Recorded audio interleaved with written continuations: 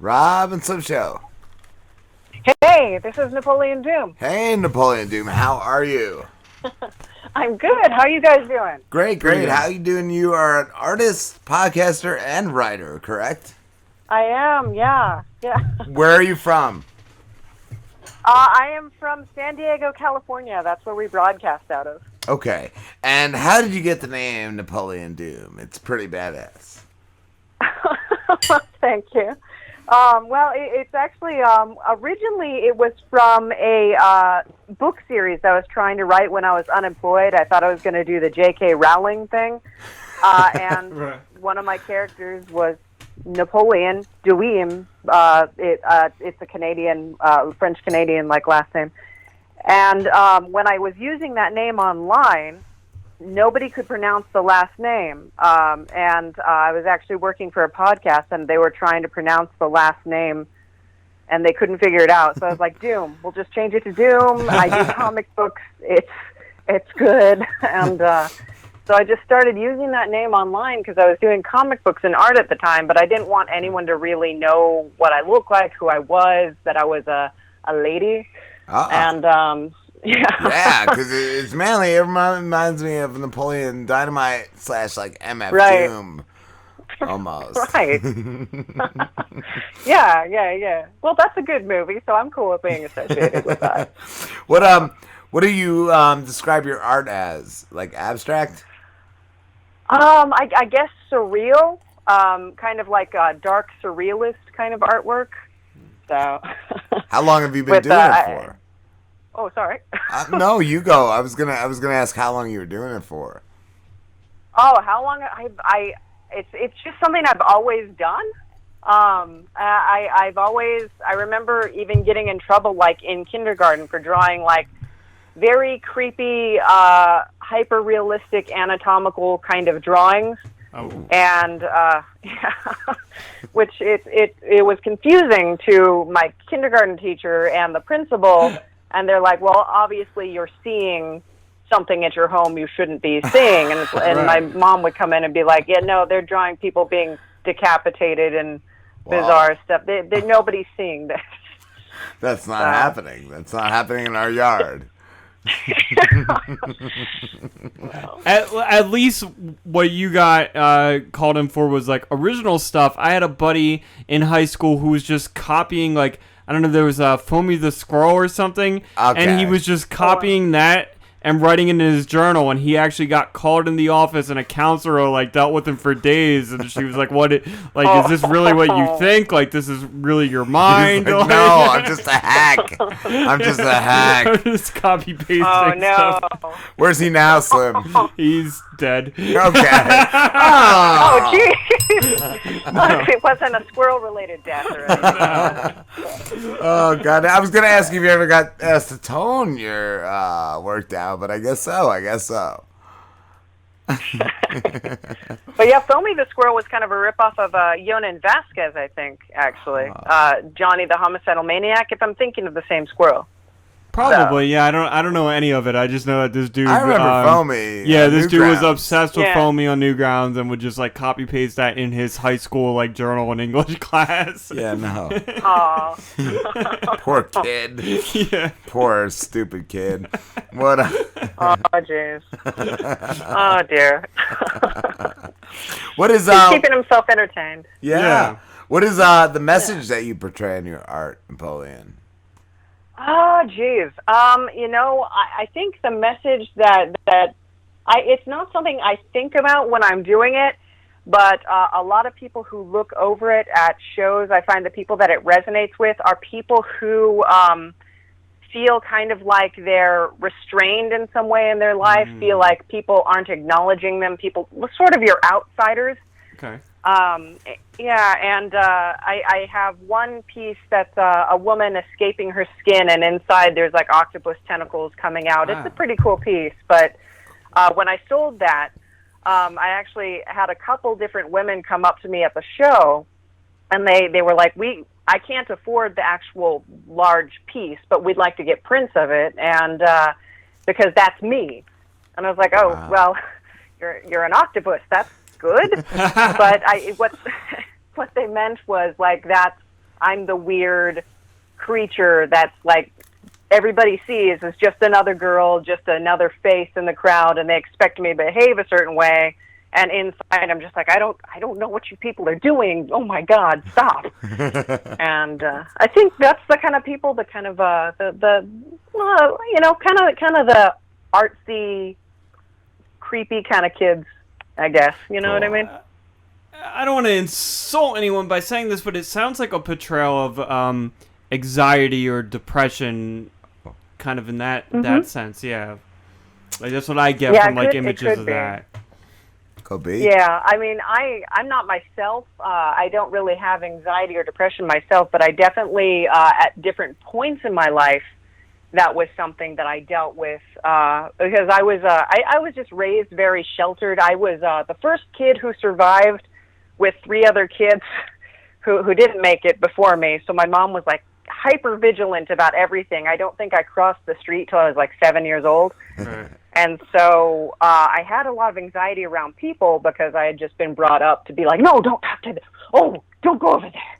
Don't look at that guy. So I that was a big part of my childhood. And then when I got older, I kind of grew out of it and kind of, I still will go back to it sometimes. In fact, the character Napoleon on my show is kind of this amped up version of what people will describe me as in social situations, just this very kind of awkward and nervous and going back to old facts about like movies or history or something, just like, okay, oh, wow, so we're talking, that's fun. Do you know that the movie Legend came out in 1985? That was a good, Tom Cruise is in that and that kind of thing. And so people, I don't notice it, but people tell me that's how I behave. And it is a lot how my mom behaves. Like, I'll hear my mom, and she has her phone voice, and she's like, oh, everything's good, and, like, the kitchen's on fire and stuff like that, so. Just trying to, like, force a conversation, like, I don't know how we're supposed to talk to each other, but, you know, everything's good. It's fine, it's fine. Right. Just eat your cheese sandwich. Yeah.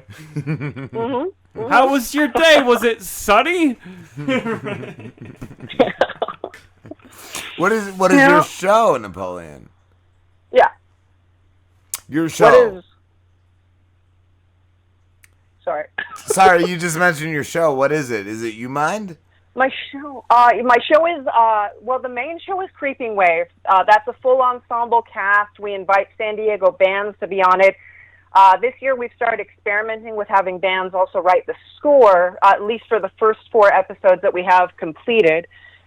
And that is basically it's the story of it starts off with 3 podcasters who run kind of this Alex Jones, Joe Rogan kind of podcast, and they're going to dig up the truth, and they're going to look at all the conspiracy theories, and slowly Napoleon, who got involved with the show, begins to realize, like, I'm more caught up in these than I realized. Their girlfriend is a Soviet vampire who happens to be part of this mass conspiracy to take over the government, and they're involved with this Sasquatch who seems to have healing powers that they find at a freak show. And so as they cover these stories, Napoleon begins to realize there's something else going on here, and I can't remember what it is. And as the story evolves, Napoleon sort of discovers things about themselves and why they've never really fit in with the other people and the people in their podcast, and is eventually this season dealing with having been tricked into selling their soul to Old Scratch, but then in turn tricking Old Scratch, the devil, into making him their apprentice. Wow. That's amazing. Yeah. I was going to say, I only listened to the episode with Jack, and I forgot Jack Thomas is a clone. He's a clone of a clone. Yeah. The UMind is actually that fake podcast that is supposedly done by Napoleon. And so you will have guests on a lot of the time who are improv artists. I'm really lucky to have a lot of friends who are in improv. We'll have guests on who are comedians, or sometimes I just write full episodes, and we kind of do it like that. And, and this one we have my boss on, Old Scratch. So, yeah, who in real life is my husband. Oh, so. I was going to say the devil. Yeah. Yeah. He most husbands, when you say like, you know what, you're the devil. I see you as the devil. They're a little bit like, oh wow, geez, what did I do? And he's like, yeah, I'm on it. He was fine with it. Yeah. He was like, that sounds good to me. He really got jumped into the role, but he's really been enjoying it. He made it his own because the first couple seasons, it was really heavily influenced by a dream I had when I fell asleep listening to the Tom Waits album, The Black Rider, which is basically a story of a man who sells his soul to get 60 silver bullets so that he can enter a hunting contest and win the heart of the huntmaster's daughter. Wow. Well, in this, I wasn't aware of that when I had the dream, but there's a song that's sung by the devil character, and it's Tom Waits, so it's a very distinct voice that I was trying to get my husband to duplicate, and I was like, come on, like deeper, just go, Did he nail and it? And he could do it for like 5 minutes, and then he'd start choking uncontrollably. So we adapted the character, and he's like, okay, let me try this, let me try that. And we slowly adapted the character into something that he's really, I write the script, but he's really made it his own, and in the delivery and everything. And all of our actors have, which is so fun to watch, because I have a vision in my mind, and they take it to a new dimension. Cool. So, Cool. I was gonna say too, as far as like comic books go, are you a fan of comic books? Yeah, I'm a fan of more like graphic novels and stuff like I like a big juicy story. So I like the trade issues and I tend to like more obscure kind of stuff that people haven't heard about before, which is always this point of contention when I go to comic book conventions. There's this. Well, especially being a girl writing comic books, and I hate to say that this exists, but they kind of quiz you, and they're like, Stone, do you know the plot line of this and this and this? And it's like, yeah, no, I really don't care about that. And it's just like, oh, you're a fake nerd. And it's like, yeah, I'm a fake nerd. What am I trying to accomplish by pretending? Right. I'm not sure, but that's okay. I'm just going to sit here and draw my art, and you guys can go be real nerds over there. That's cool. I'll be the fake one.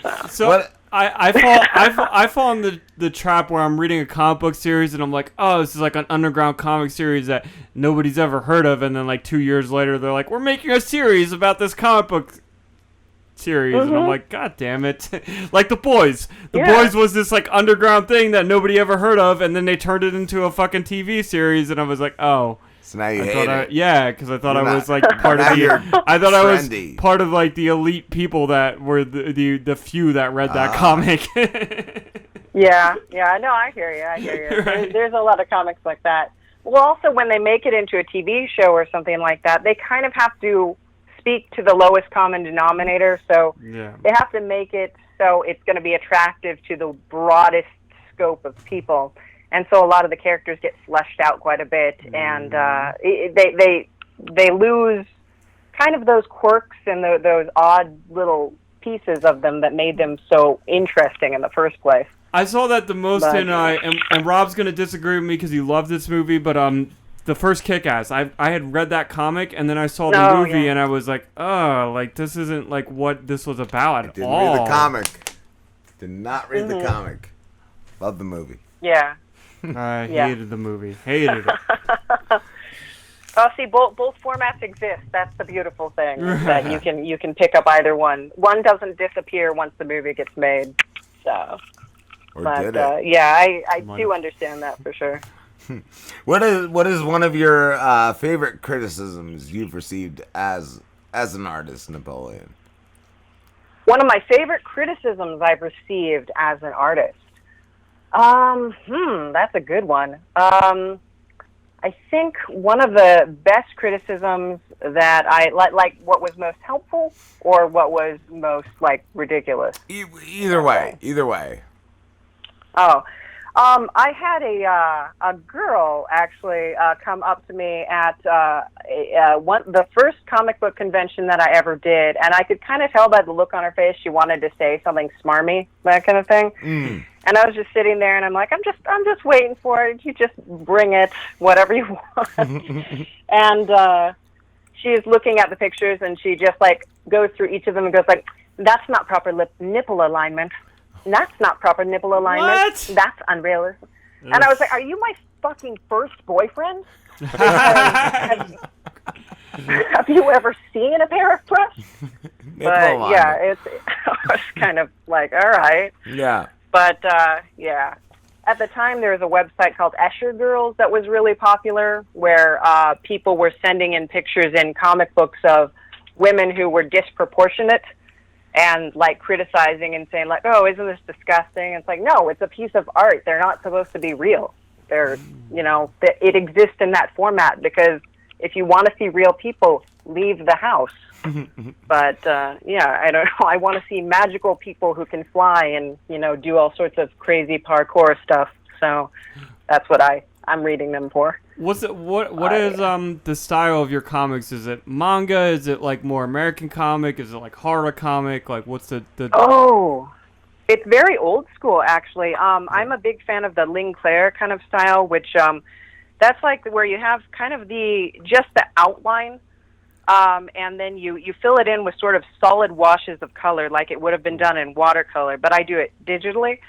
And it's sort of a style that you see, I'm not as detailed as them, but like sort of like what you would see from Mobius or somebody like that. And so I do very old school kind of look with my comics. And then with my artwork that I do, it's very highly detailed and a lot of cross-hatching or a lot of shading and a lot of stuff like that. So, but the comics, because I have to draw so many panels over and over and over again, I just kind of developed that style. And it seems to work out well for me, especially because it's a comic about my lucid dreams, about dreams that I have where I become conscious of dreaming. And the 90s Meg Ryan appears to me as my spirit guide and sort of guides me through the journey, which is nice. But as the story evolves, as I get deeper into the dream, I sort of build into a more realistic style. And so, like, by the end of the second comic, because there's 2 out now, there's a third one that has a script, but I haven't done the artwork for it yet. By the end of the second graphic novel, it's much more like a painterly kind of style, and each panel is like an individual painting that I've done digitally.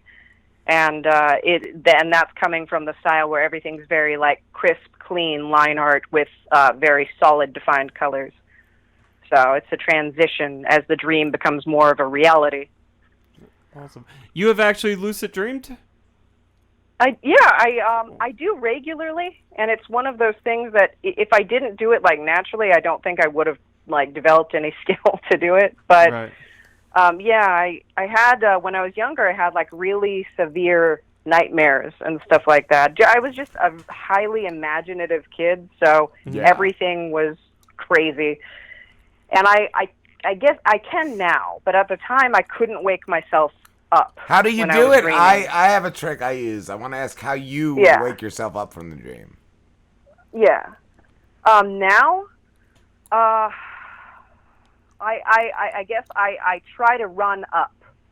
Oh, wow. I try to run upwards, and that's how I wake myself out of the dream if I need to. I always had it where if I learned if I was in the dream, if I opened my eyes, if I kept opening my eyes in the dream, my eyes would actually open from sleeping. Like if I opened my eyes and just kept widening them, like I'd really wake up, because I used to have dreams of being mauled to death by like animals as a kid, and they used to terrify me. And just as I got, I don't know, middle school age, I would just like in the dream, like just try different things. And if I opened my eyes and just kept opening them, my eyes would just really open, and I just would be awake.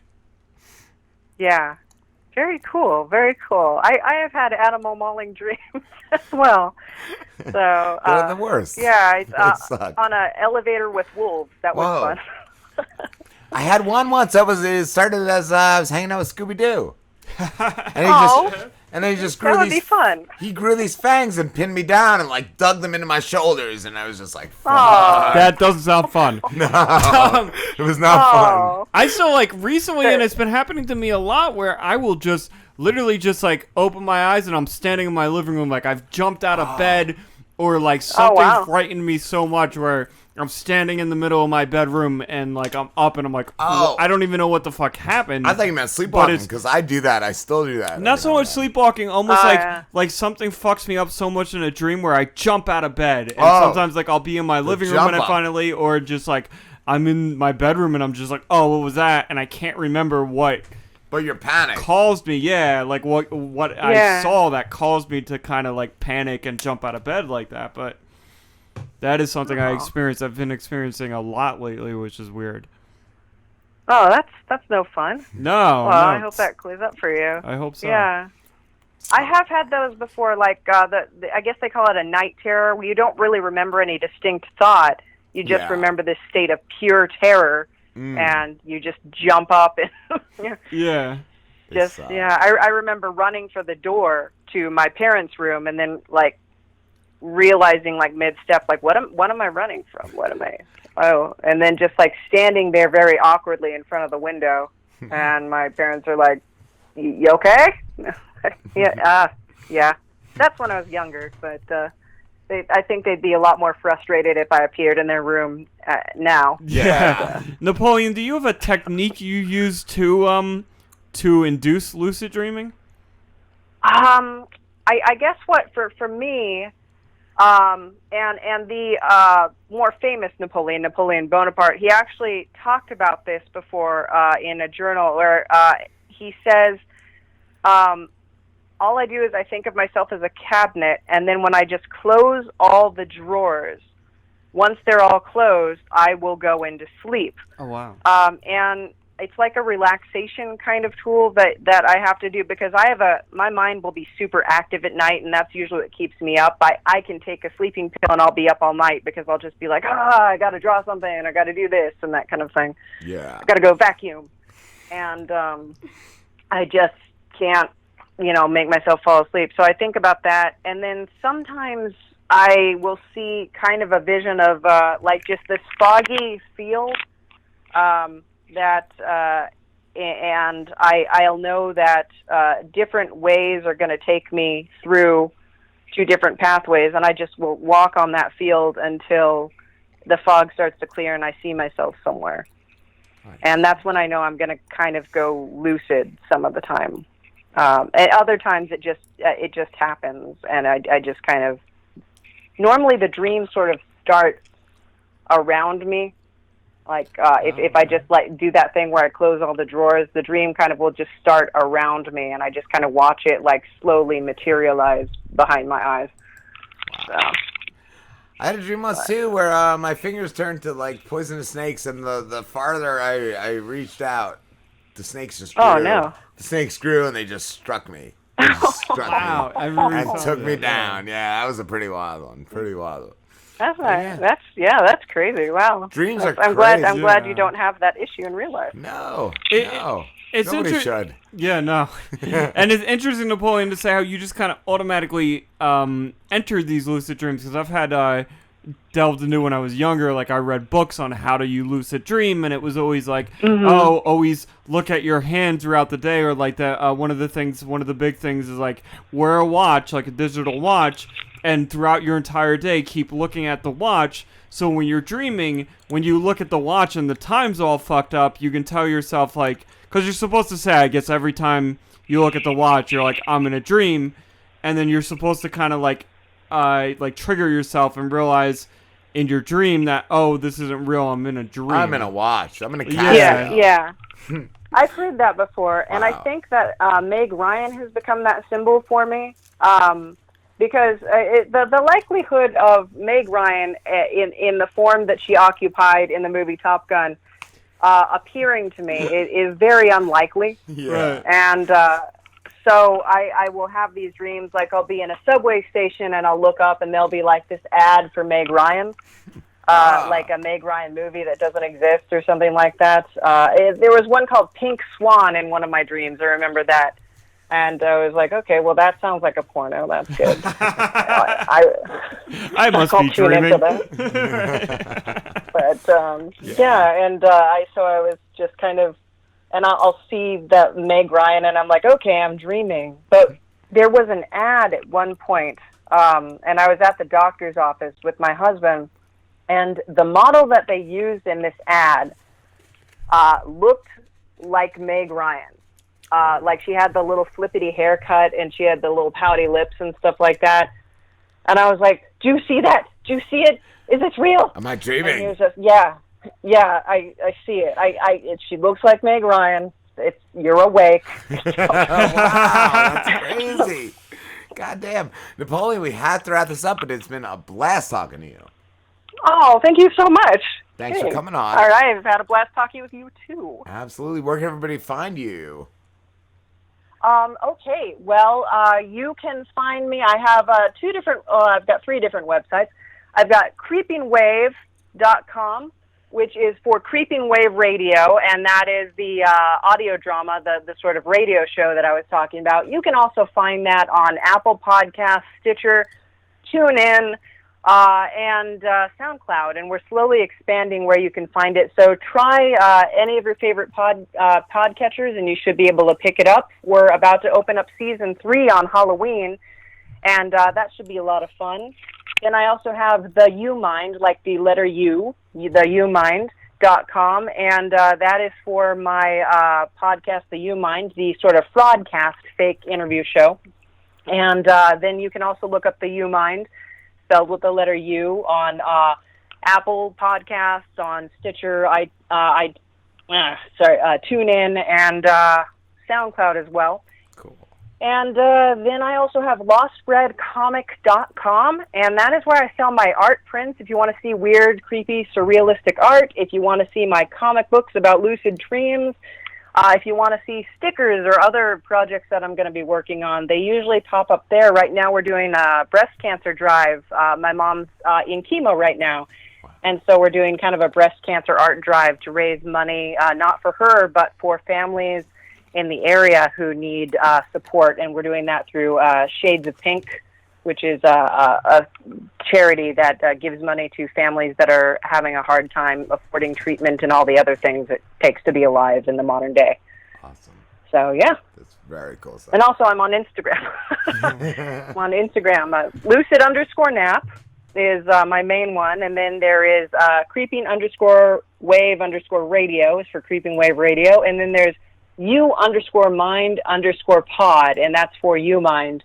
If you go to Lucid Nap, you'll see a link in my bio to both of those, and you can flip those up, and yeah, just send me a message, and I can give you all my other social media links too, to anything else that I've got going on, Facebook or stuff like that. But mostly I'm on Instagram. That's kind of my home base. Awesome. Thank you so much. Mm-hmm. All right, you're welcome. Have a good one. All right, you too. Take care. Bye. You too. Bye. Have a good one.